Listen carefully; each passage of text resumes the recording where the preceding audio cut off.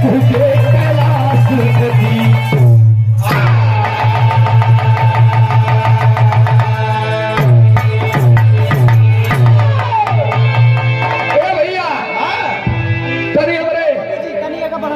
भूमिका पे ध्यान दिया। अभी जमाना चला गए नहीं भैया। कौन? और जमाना रवाना हो गया। सब लोग बिहार की कसौटी को समझा करते थे।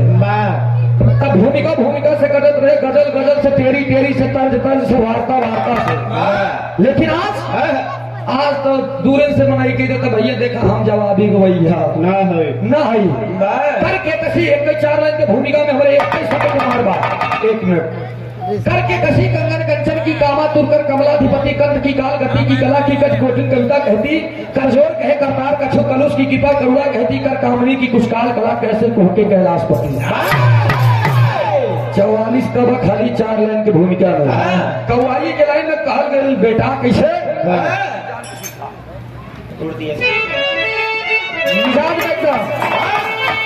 भैया अगर खानदानी यही बना शरीर में जुनून होबे करी। अब गायकी और पहलवानी, गायकी और पहलवानी दोनों जुनून के है ही। अगर शरीर में जुनून नहीं हो तो पहलवान धान मिलोगे तो झटक चला जाएगा। जुनून नहीं बा तो मंच पे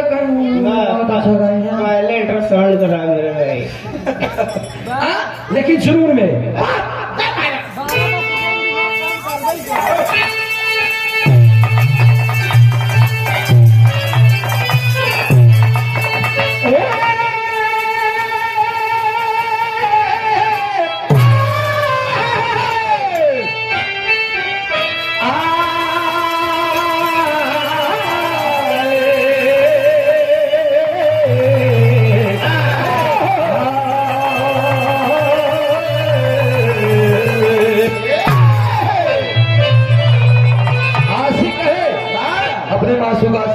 मैडम मेरे दिल को तुमने तोड़ा है 5 का टुकड़ा समझ बार बार कर दिया।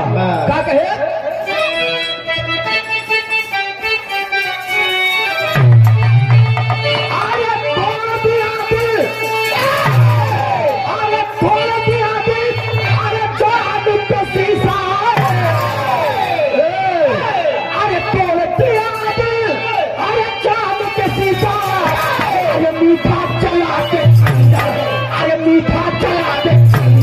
नजरों में तेरे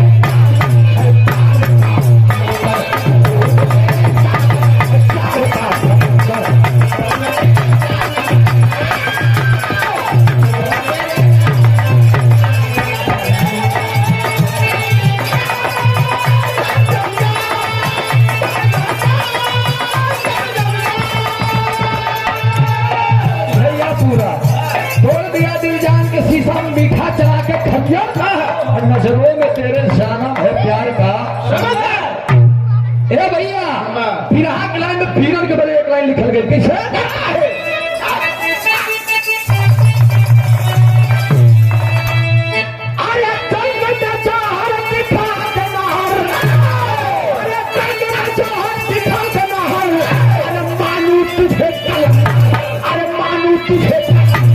पंजाब मिला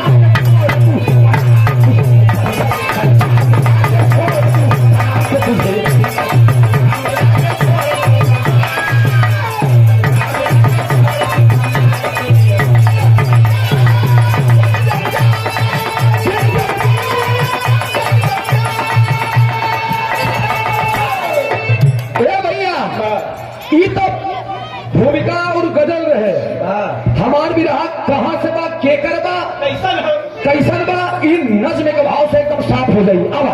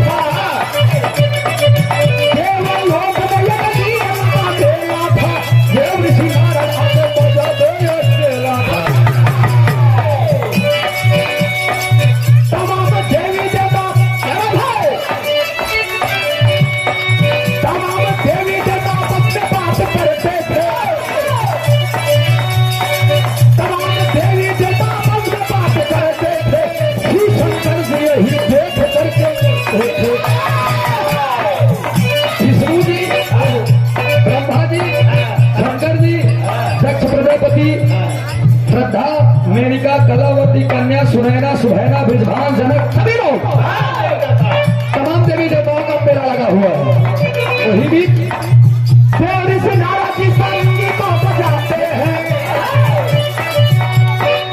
प्यार की नारा की संगी को बजाते हैं, जहाँ न झगड़ा होता वहाँ भी लगाते हैं। आशीर्वाद की चाहत है, बना हो काम जिसका वो कभी बिगाड़ देते, नारा की बना हो काम जिसका वो कभी बिगाड़ देते, बसा हो घर जिसका जड़ से उखाड़ देते।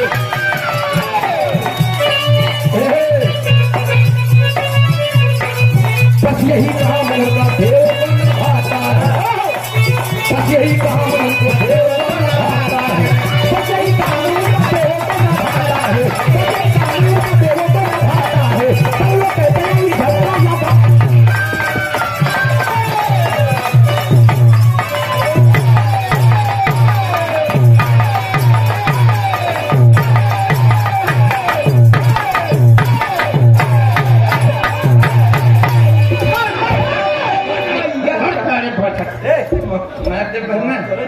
यार तो कार्यों समझे चाहिए बेटवा इलाहाबाद में है इशारा कला और जितना जुनून बाजी हो था पड़ोस के आगे जब बनारस में चढ़ा एक 20 का लो सर, एक 20 का समझाए एक बेवस दिए है तई कम दौड़ मारो नहीं सर किया है देखा तो आप चचा दादा का मैटर है वो नीचे समझा। लेकिन है भैया अच्छा एक बात मैं आप लोगों को बता दूं, जब हमारा पहला कार्यक्रम बनारस मिला का नहीं था धीरज जी, पहला कार्यक्रम बनारस मिला हम हुआ से गाय किया है तो 2 महीना हमारे पहुंचे नहीं हुए। हम कहे यार मैंने इतना अच्छा गाया फिर भी नहीं पहुंची, फिर गए 2-3 महीना के बाद हाथे गोले गिन के फिर गाय किया 6 महीना नहीं पहुंची। ये यार ही का है हुआ कभी 4-6 महीने के दोस्त बनाए खूब अच्छा से। जब गाय किया कि भाई यार मैं जब गा के आता हूँ लोग मुंह पे कहते हैं बहुत अच्छा आने के बाद कोई प्रोग्राम ही नहीं करता। कहन बेटवा तू जवन थिएटर हिंदी गावत है लुचकू गावत है यही सुना ही भोजपुरी गावा उस शरीर में गरम बाजी हो के रे पसीना हो मेहनत के बाद भाई साहब 9 महीना बाद प्रोग्राम में खिलक लग हम कहे रात पूरी पार्टी अलग हम लगा चाह दे क्या पहुंचे खड़े वीर रस बनवा शुरू हो गया 3 नंबर लाख तीनों फिर रस के बिना फिर हाँ लड़ी लग गया प्रोग्राम के गावे लगे एकदम आजाजमगढ़ बलिया देवरिया गोरखपुर घोसी मऊ धोरी घाट कुछ बचा ये आप लोगों का प्यार आप लोगों का दुलार है जिसे मैं कभी ख्वाबों में देखा करता था। कबो सपना देखा रहे कि कबो उनका इससे मंच मिली हिया जा हुआ जा लेकिन उसको साकार करने का काम आप लोगों ने किया है दोस्त। इसलिए मैं अपने प्रयागराज की सरजमी के और प्रतापगढ़ की धरती के वीरों के मैं चाहूंगा आप लोगों को एक बार ताली बजा करके सम्मान करेंगे। अब बिरहा बेबी भैया बिरहा का मतलब है कि कम से कम 50 ग्राम तो खून जलाएंगे मंच पे कसौटी में लेकिन है भैया सोचा बिरहा ध्यान दा तमाम देवी देवताओं का मेला लगा हुआ है। विष्णु जी से नारद की बात करते रहे एक मिनट नारद जी बात करते रहे तो शिव शंकर जी देखते रहे। शंकर जी जब बात करके आए शंकर जी के लगे विष्णु जी शंकर जी पूछे भैया कहें तू काहे नारद जी से बतियाते हैं। विष्णु जी चुप कहन का बात कहे मेरे नारद जी की नाम है जी लगाई दे झगड़ा 4 महीने हो के लक्ष्मी बोलत नहीं कहे शंकर जी कहे तू दोनों परानी यहाँ पागर तोहरे दोनों जने में जब बताना नहीं बैठा कहा जीवन जी विष्णु जी इतना ही बात कहा था कि राजा पीछे नारद जी सुनो कहा शंकर जी घमंड बा अगर हिम्मत हो नारद जी के हमें हमारे मेहरारू झगड़ा लगाए दे जानी हमारे उमा से झगड़ा लगाए दे पार्वती से तब जानी देव ऋषि नारद जी के नो हो शंकर जी घमंड हुई वहीं से दुनिया वहां मेला का आनंद ले रहा है। अब दुनिया वाले हुआ लेता है आनंद है कि नारद जी सारंगी लेके पहुंच गया कहाँ कैलाश पर्वत पे। जब कैलाश पर्वत पे गए तो माई पार्वती देखी ना रे लल्ला बेटवा नारद जब इतना कहे तो नारद जी के नकल देखने लगे तो माई रे जब बेटवा नारद के रोवत पार्वती देखी गणेश लगा रहे मेरे लल्ला मेरे जिगर के टुकड़े क्या हुआ अब नहीं जानत रहे बाबू ऐसे निकल जी है देखा का भा कह माई का भा मेहरारू जिए कितना कितना जीवा लेकिन उठा है। अरे बतावा का शंकर की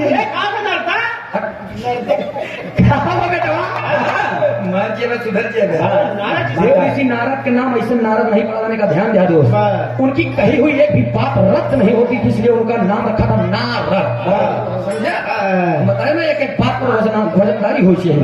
अब देखा देव ऋषि नारद झूठे रोबो कहा बगली दिन बहुत अच्छी काम होता है बोलो सटीक हो जाए।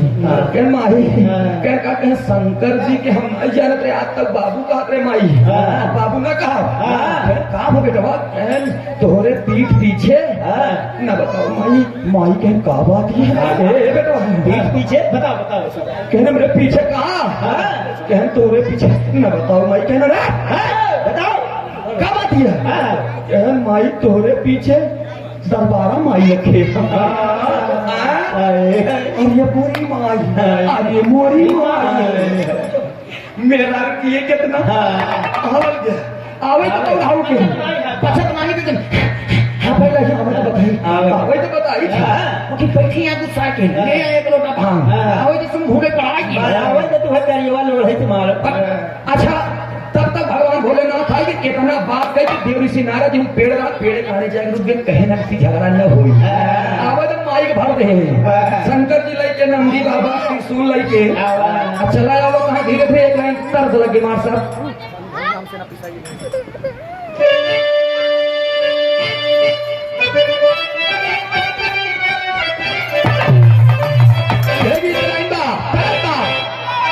तूने बीच बजरिया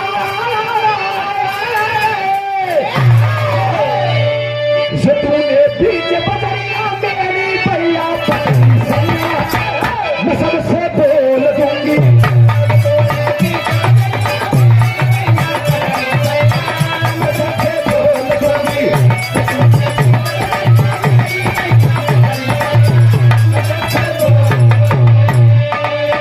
भगवान भोलेनाथ आइए गौरा गौरा गौरा हमारे गौरा गौरा कहने गौरा की भगवाई कर आए लगे कहनी बतावा मराफत यह रे गौरा ये काम कर रहा था प्रिय कन्हैया हमरे अंदर कौन कमी बा जब तू देश के दूसरे मेहरारू के अरे मोर माई कलाई जाम नहीं हरा पाई जाओ भगवान भोलेनाथ अंदर पगाली इधर इधर कह का बात कह हमारे काम कर कह का हमारे प्राण प्यारी है ना भगवान भोलेनाथ कर रहे हम आगे तो जाने हैं अब मेहरारू की जनते यहाँ न सुन तनिक बगल होगी भगवान भोलेनाथ लगे जाए कहते हैं एक लोटा भांग पीस दिया कहना रे भांग पीसा लेकिन माई पार्वती कहता है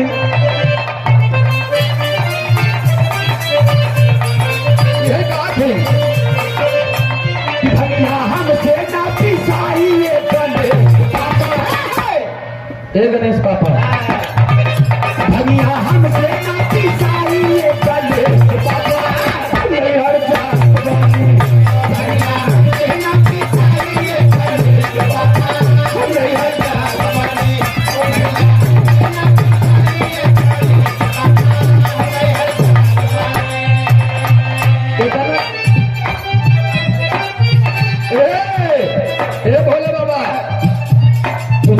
दीनानाथ रहा ना बड़े बड़े हमारे स्वामी रहे तो का अपन चरित्र में बात के बाद दाग लगाई गया सुना का कहे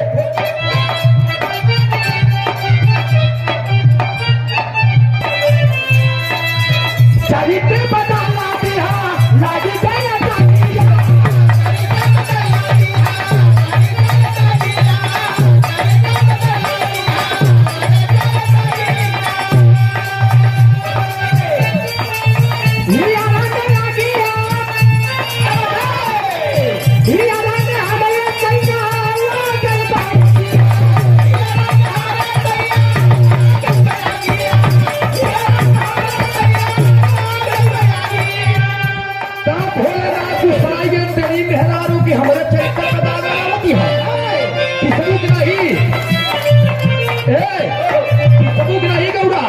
नंदी बैल पकड़े आप पिसबू की नहीं गौरा हमने पीसा पीसू कहना पीसा भगवान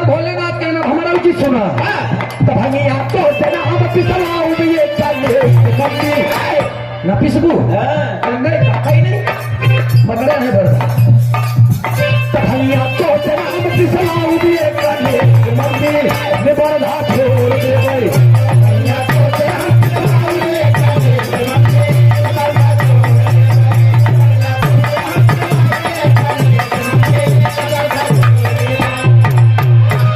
मोड़ पे तरक्की दे जहाँ रहा खुश रहा आबाद रहा दिन दुगना रहा सौगनी तरक्की हो प्रगति के पथ पर सदा अग्रसर है। कहानी पे हमने ध्यान दिया आप लोग जब इतनी बात कहें तो माई पार्वती पैर पकड़ के लटक गए स्वामी मेरे प्राणनाथ आपने ऐसा क्यों किया। तब भगवान भोलेनाथ कहें एक बात पूछी बताओ कहें नारद जी आए रहे का आप बताने में तो जौन शंकर रहा वो और उठिए एक मतलब तू देखे रहे तू देखा नारद जी रहे तू देखा नारद जी आज बताए थे भगवान भोलेनाथ के हम हुआ कही का दिया आए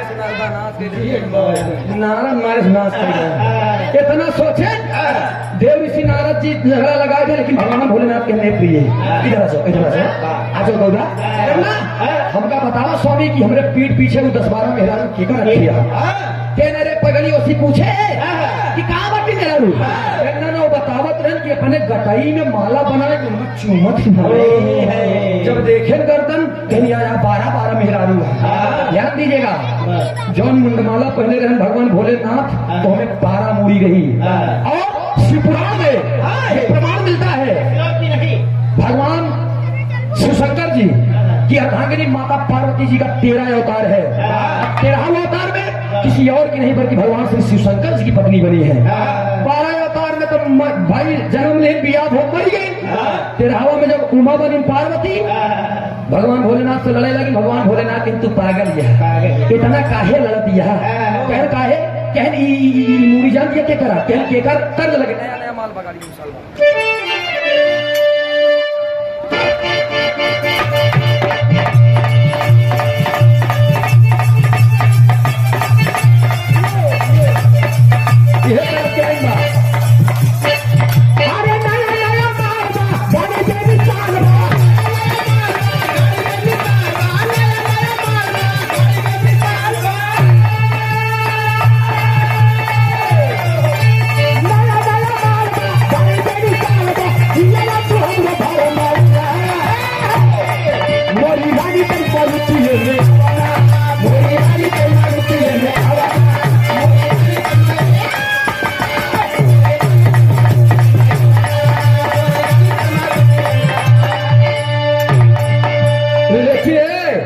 माई पार्वती जी कहत कहे का कहे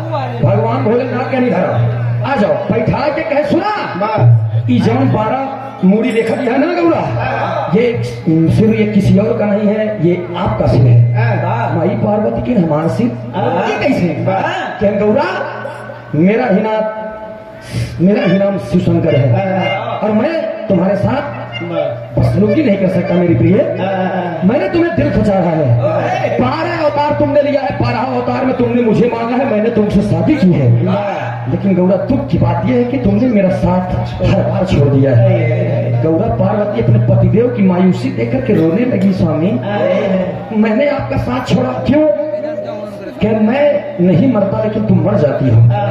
माई पार्वती के मैं मर जाएगी तू काहे नहीं मरते का बतावा क्या छोड़ो करना बतावा भगवान भोलेनाथ के प्रिय मैं अमर हूँ मैं नहीं मरा और तुम मर जाती हो। हाँ। जब इतना बतिया कहना भाई पार्वती चरणों में गिर के कहें स्वामी बाप दिल की मेरी एक आरज़ू मिटा दीजिए। कहन कौन? कहने का पूर्ण करवा। कहन बिल्कुल। कहन पहले तिरवाचा बना कि पूरा करब्या करब्या। जब इतना बतिया कहन ना भगवान भोलेनाथ कहन ठीक बा। जब कहन ना तब भगवान भोलेनाथ कहन का करी बतावा। कहन स्वामी तू हमारा कैसे? कहन हम अमर कथा सुनिए। कहन बस स्वामी भाई अमर कथा हम हो के सुना। भगवान भोलेनाथ के नो माय गॉड। अब मेहरारू के जिद के आगे शिवशंकर जी को झुकना पड़ा। शिवशंकर जी कहे चला ठीक बस। शिवशंकर जी माई पार्वती के लेके गए ऊंचे शिखर पे और ऊंचे शिखर पे ले गए एकदम ज्वाला कर दिया, अग्नि बरसा दिए। जितना जीव जंतु रहे नारद जी कहते अब मजा आई, अब मजा आई। अब उनका अमर कथा सुनी, हम अमर कथा सुन ले, हम अमर हो जात। लेकिन शिवशंकर जी दिमाग लगा के इतना तगड़ा ज्वाला की दे एकदम तगड़ा अग्नि बरसा दिया। जितना जीव जंतु रहे नारद जी खुद नहीं बर्दाश्त कर पाए और उस स्थान को छोड़ करके भाग निकले। अब इधर ले जाए कि एकदम चट्टान साफ वही बगल एक पेड़ रहन, पेड़वा में खोड़र रहा। वही खोड़रे में एक जीव रहन बेचारा, वो अंदर चला गया, बाहर जाए नहीं पास। का तरस कराएंगा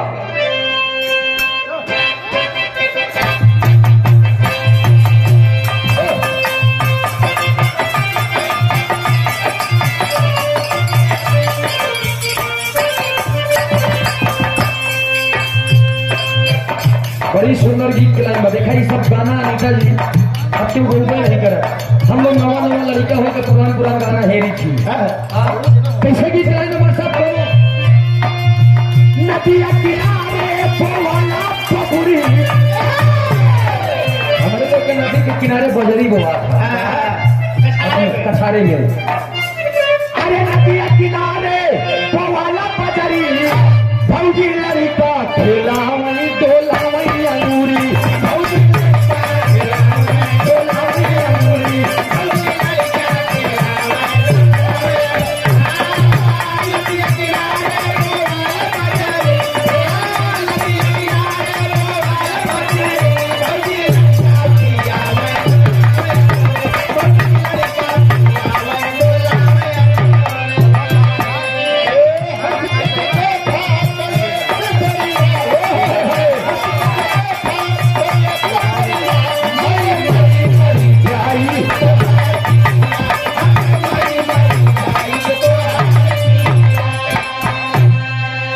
डुप्लीकेट है नहीं सच्ची बात है भैया। हम जब कहीं भैया लेकिन ध्यान दिया आप लोग इधर भगवान भोलेनाथ लगन कथा सुनाओगे। जब कथा सुनाओगे लगन सब एकदम साफ हो तो कहा भोलेनाथ कथा के तब बोले वचना, भोलेनाथ कथा के तब बोले वचना गौरा हकी करके काहे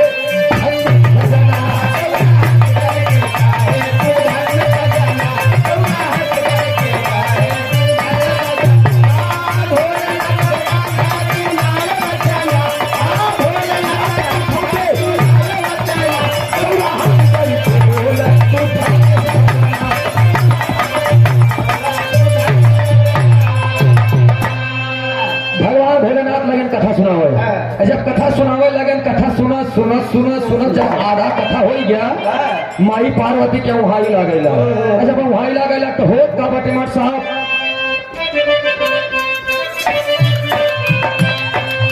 लगल वहाई तब सोई गई हतारी।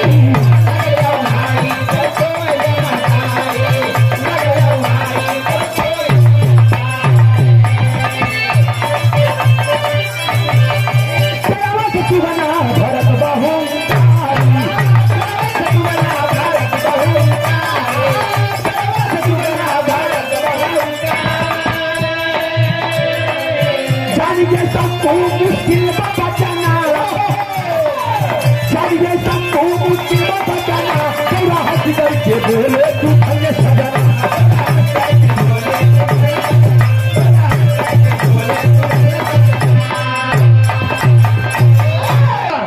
तनी हमारे बात पे ध्यान दिया।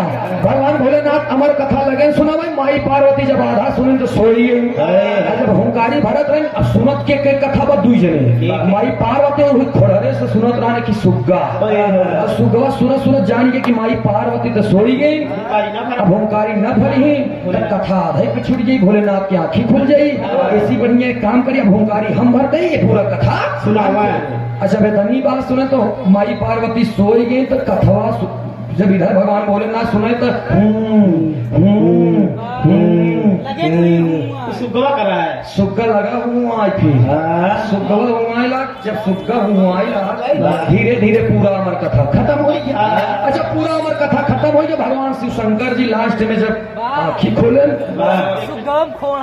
देखे खोड़रे में सुग्गा रहा सुगम खोड़र कहाँ हो रे पागल है तो ए भैया माई पार्वती के देखे तो सोवत नहीं भगवान भोलेनाथ के मैंने कथा सुनाया ये तो अब तक इन्होंने हुंकारी भरा अब फिर ये सो कैसे गई उठाए गौरा ए गौरा ए गौरा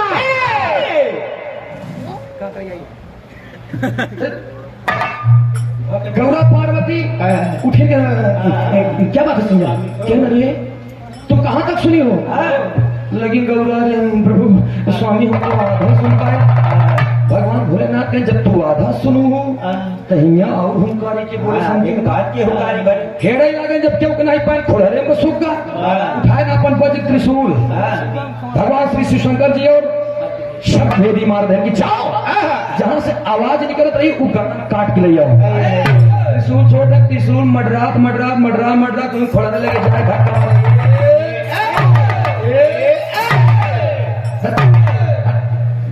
मैं देखे क्या है क्यों बार अब देखा सुग्गा जब जाए सुगना कर हमारा ये अच्छा बार बार मार के आवा तो सुगना जब धक्का सुने ना तो निकला अच्छा देखे क्या ये बाप रे अब तो बच पाना मुश्किल है शिवशंकर जी का प्रकोप है ये मार दे ही जरूर और जब त्रिशूल ऐसे लड़ के पीछे का वक्त तो भाई सुगना निकल के फर रही है अच्छा सुगना निकल के फरोगे तो अंतर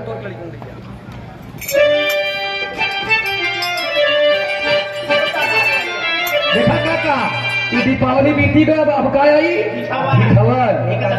एकादशी कोई ढिठवन के कोनो सुंदर लड़की 17 साल की उम्र में होकर गवाना हुई बेचारी दुल्हन दुल्हा के हाल है न जाने अब जब गवाना हो गया तब कई बेचारी अपने ससुर दीपावली जब आए ढिठवन के समय तो जौन पिस्ती नहीं मिला गन्ना लेके दलिदर खेदा थे उसी समय होकर बुढ़ऊ बेचारे आँखी खुलाए रहे करिया करिया चश्मा लगा के मुहारी सामने चारपाई कादर खान के नहीं बैठा रहा जब बैठा रहा मेहरारू बेचारी गई दलिदर खेत हो के आए जब दलिदर खेत के आए तो बच्चा रहनु खवा एक लाठी के तो लगी चूहे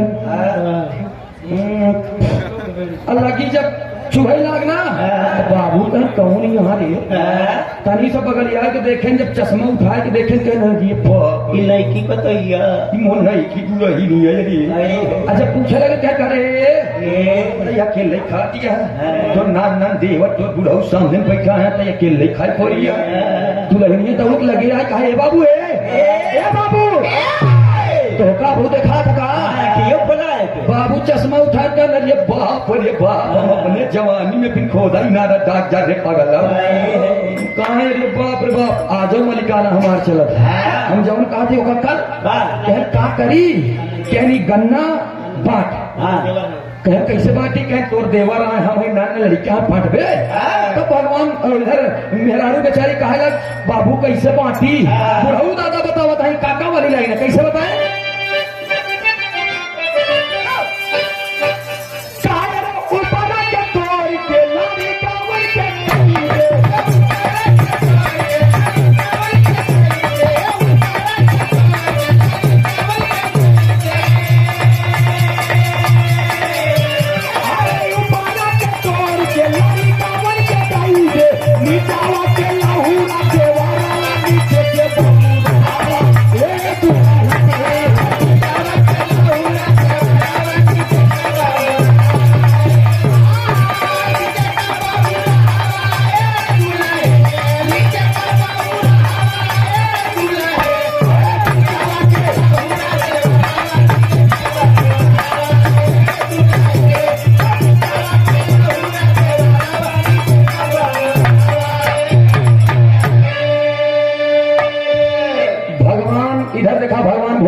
त्रिशूल छोड़ दिए। सुगना निकल करके भाग गया, और जब सुगना निकल के भाग के बाद चाप कहाँ बा, कहना पड़ा जान बचाते बचाते। अरे काही माने काही के तो भागा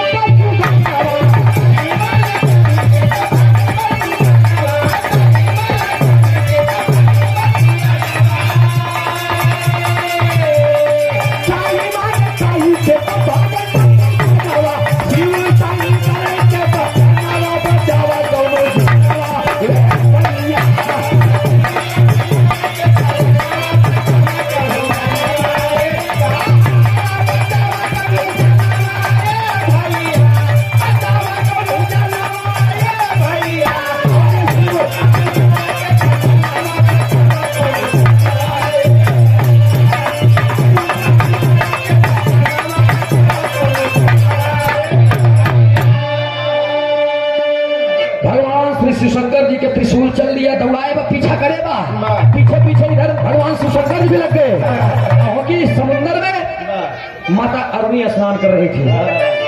अब माता अरुणी रही के वेदव्यास की धर्म पत्नी थी, ध्यान दीजिएगा दोस्त। माता अरुणी वेदव्यास मुनि की धर्म पत्नी थी। स्नान करके जब मूड़ी ऊपर निकाली, जब बाहर ऐसे समारी में जब मुँह आई तो मुंह खुल गया, जब मुंह खुल गया तो सुग्गा देर के मारा उनके मुहना में जब बोलिया तब त्रिशूल अरुणी माई के वार करी। आय कि मोहे लगे लगा नाचे, अच्छा मोहे लगे लगा नाचे तो अरुणी माई कहने लगी बाप रे बाप, मेरे धर्म को डिगाने के लिए कौन है। अपने सतीत्व को याद करके अपने पति को याद करते हैं वेदव्यास मुनि को। वेदव्यास मुनि जब सोचेंगे अरे हमारे अर्धांगिनी को तंग किया जा रहा है, शिवशंकर जी आवत है कि वेदव्यास मुनि जी दोनों जने एक साथ पहुंच गए, पापड़ के भाव बतावल गए।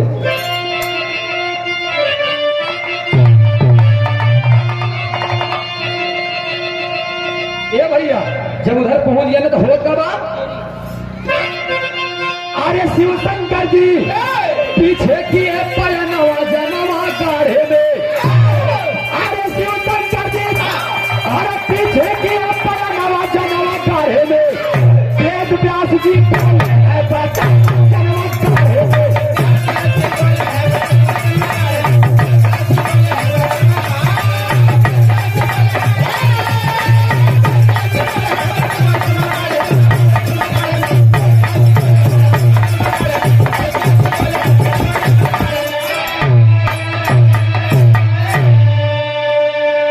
शिवशंकर वेदव्यास से पहले मुलाकात,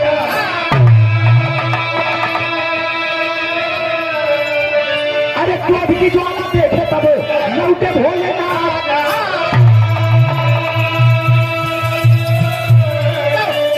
अरे कहे मुनि जी शांत रखा मनवा जनवा गाढ़े में। कहे मुनि जी शांत रखा मनवा जनवा गाढ़े में। कहे बताई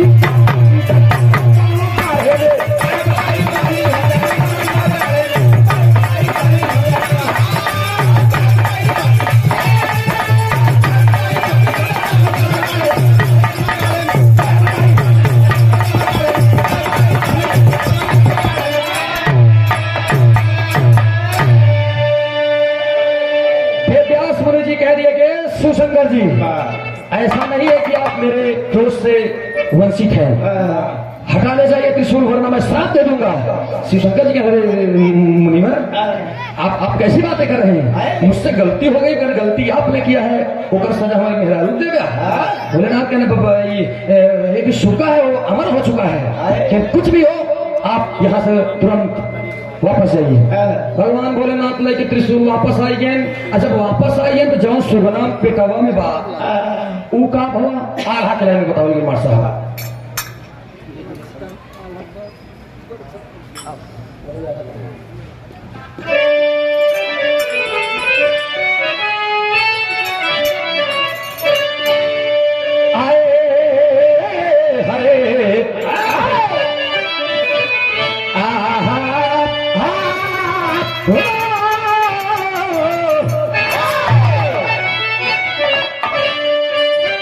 अरे 12 वर्ष बाद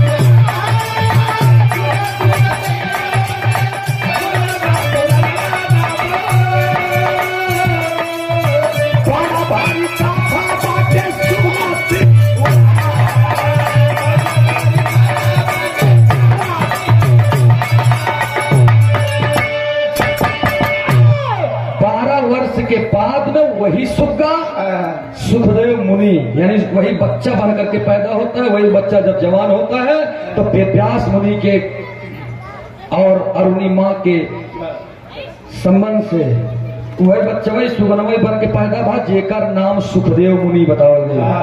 और जब सुखदेव मुनि इस धरती पर मुनि बहुत हुए, लेकिन सुखदेव जैसे मुनि बहुत कम है। और जल्दी उनकर व्याख्या और प्रमाण चीज, उनकर व्याख्या जल्दी की कहावत नहीं जानता कहे बिना कहे कि बहुत खोजने पर उनकी कहानियां मिलती है। और सुखदेव मुनि का नाम भी है। और सुनिएगा, जब उन्हें पत्थरे पे भगवान शिव शंकर जी अमर कथा सुनावत रहे, वो पत्थरवा के नाम का भा कहना पड़ा खड़ी के भाव में।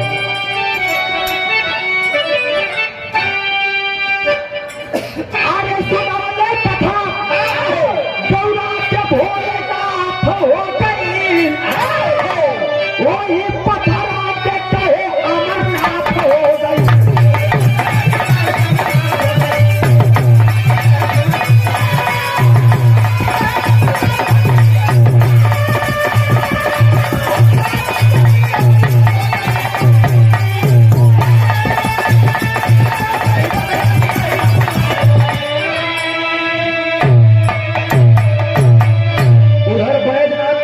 सुने हैं कि अमरनाथ की उत्पत्ति, ध्यान देंगे आप सब। जौने शिखर पे सुनावत रहे भगवान भोलेनाथ अपने गौरा के अमर कथा, उसी शिखर पर आज भी लोग जाते हैं और वही के नाम अमरनाथ पड़ा। ये हमारी कहानी समाप्त हो, लड़के पैदा होगी सुखदेव मुनि और इनकी अमरनाथ की उत्पत्ति। स्वामी गीतानंद संत है, अरे भुल्लू तजे कोता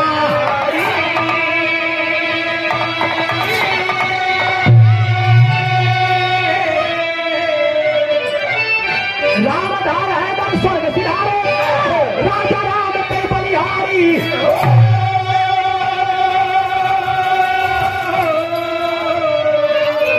सुगनवा